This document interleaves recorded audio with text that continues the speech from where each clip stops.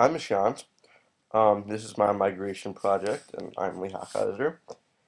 And the migration that I chose was the Cubans to the United States. Okay, do this. Okay, since the 1959 revolution that brought Fidel Castro and the communist government into power, the U.S. has recognized the immigrants from Cuba as political refugees rather than normal immigrants because of the circumstances of political instability in Cuba. Okay, now after 1959 and the seizure of power by Castro and the communists, more than 600,000 Cubans were moved to the United States in the years directly after the seizure of power. Now, this was the first wave of Cubans emigrating to America. There were a few waves. Now, you look on the chart at the bottom, and you can see right after 1959, there was a hike in immigration, and the high point of immigration was 1980, which we will get to in the next slide. And it's relatively stayed the same since then, a hike after 1995. Okay, the second wave of Cuban immigrants. This second wave reached the U.S. in 1980, and this wave is the boat people. They are regarded as the boat people. Another word for it is the Mariel boat lift.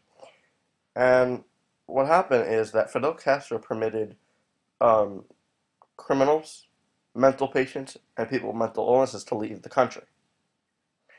Now, all these people came to the U.S. in boats sailing from the port of Mariel to Key West, Florida, hence the Mariel boat lift. Now, the conditions on these boats were horrendous. Um, these boats were overcrowded, unsanitary. There was not very much food, water, and the journey was about 125 miles. It was not that long, but still, people died from disease and stuff on these horrible journeys because there were so many of them. Conditions were gross.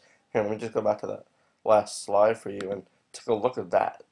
I remember, I think you showed that picture actually in class. Um, and a lot of times these boats were not seaworthy and they capsized many, many times, which killed people.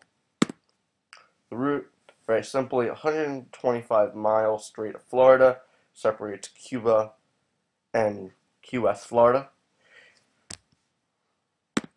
What happened to the Cuban refugees when they got to the United States? The United States was very unprepared for the amount of Cubans. I said before, 600,000 of them went in the years after that. So many of them were put into camps. Now, one example of this camp, there's a tent camp under I-95 in Miami.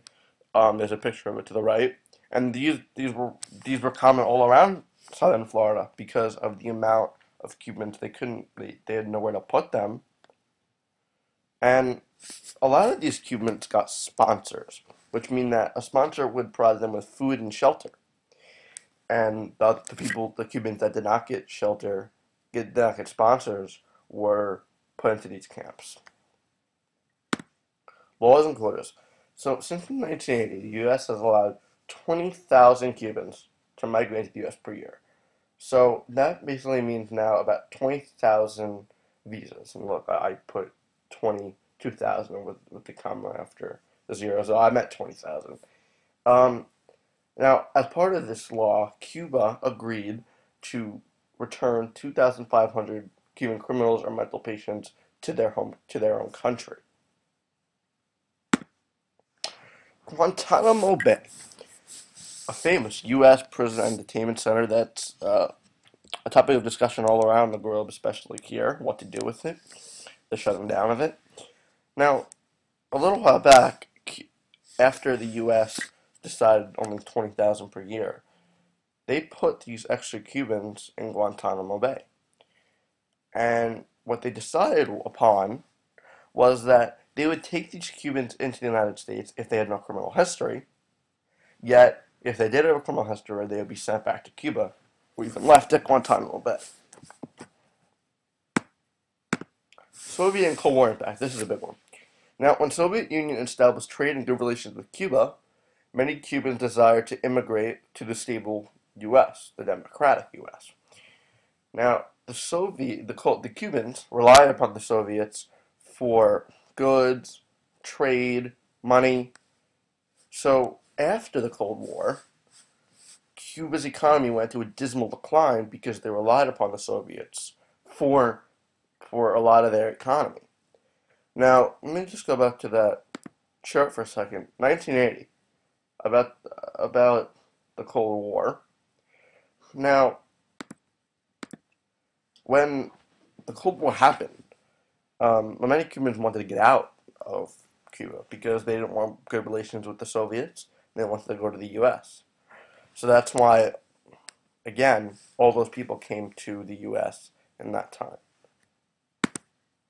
Now, the current policy is the wet foot, dry foot policy, which means that if a Cuban is at a dry U.S. border on land, he can be permitted. He or she can be permitted. If they come by boat, they cannot be permitted. Hence, wet foot, you cannot be here. Dry foot, you can be here. Policy. So thank you, Miss.yontz, and hopefully you have a good rest of your day.